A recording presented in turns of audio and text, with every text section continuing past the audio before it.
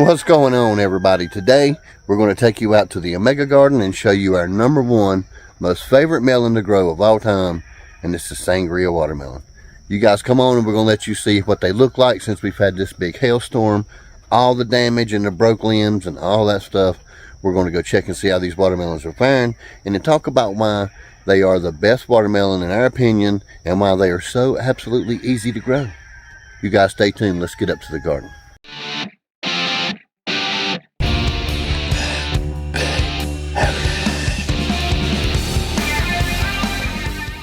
Alright, y'all, so here we are at the Omega Garden. Right beside of our tomato row here is where our Sangria watermelons are. Now, most of you guys that follow us already know the whole story about our hailstorm that produced golf ball size hail. It just shredded these melons. We had a bunch of undergrowth that was dead in our last video, and wanted to update you guys and show you how amazing this variety of melon is. These Sangria have come back.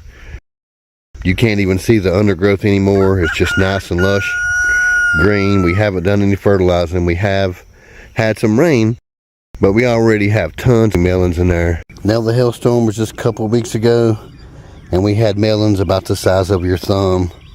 And when I say they came back with a vengeance. We already have 10-pound melons already. So when I say they came back, they really did come back with a vengeance. I have found a whole bunch more like that all the way down through there. So they're doing great. These guys, even though we mow here around the garden, these guys are already creeping through and coming out into the yard. Let me get out of the way so you can see. So what we do, we don't trim these. We just pick them up, lay them over here on the black matting that we have. They're coming out from under the tomato row, coming all the way over here. As you can see, we do have little baby melons everywhere. And to tell you the truth, these guys will come on out here past the fence this way too, just like they did down at the end. So they came back hard, strong, and like I said, that just speaks a lot about this variety of watermelon.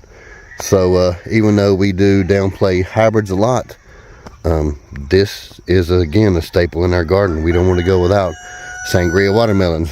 So now let's talk about the Sangria watermelon. It is a hybrid, therefore you won't be able to save seed, which most of you guys know we don't like that, but these things are the best tasting watermelon you can get your hands on. Now, we've grew all kind of watermelons in the past, but when it comes to the best, sweetest tasting watermelon that tastes like candy, it's the Sangria watermelons for us. Now, for you guys that didn't get that same experience when you grew a Sangria, it's only because you didn't harvest the watermelon at the right time.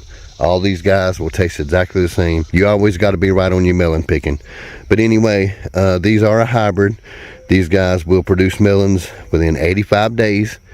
You guys need to be aware, if you do grow this melon, these melons can get up to 35 pounds or bigger each. So you want to make sure that you do have a really strong trellis system. My advice for melons that big is to keep them on the ground. Now, normally we start ours from seed in the house about 3 weeks before we want to put them out, and we also pre-fertilize. Now, most of you guys that don't know, we do have weed matting here under our melons. It keeps the weeds down, so there's really no competition for nutrition here. All we have to do is come out and water them. We really don't fertilize it, but we do a lot of heavy pre-fertilization. You guys hear me say that a lot. So we pre-fertilize way before we put the melons in, and it's a lot of it. Afterwards, we just water and let nature take its course. If we don't get enough rain, we will give them water, because that's pretty important when it comes to watermelons. These guys are pretty prolific.